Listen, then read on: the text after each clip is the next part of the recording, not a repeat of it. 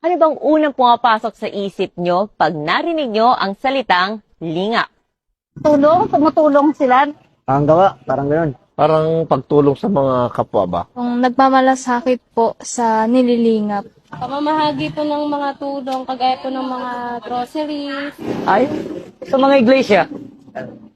Sa Iglesia ni Cristo, yan.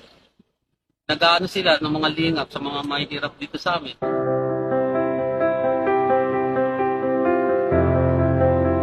Sa lugar namin tumutulong. Iglesia, pinaka number 1 yan. Nagbigay po sila ng mga bigas din. Nakaredy na po yung pondo nila na ilingap sa tao kasi yung ang programa talaga nila na nasasanayan na baga. Marami yan. Bahay-bahay. Tapos sa iglesia yan eh. Tapos maayuda nila. Malaki, marami.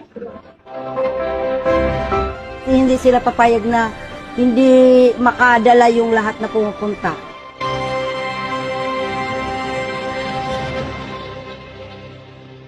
Alam nyo, ako rin, na sa tuwing naririnig ko ang salitang lingap, isang organisasyon ang pumapasok sa aking isipan. At yan, ang Iglesia ni Cristo.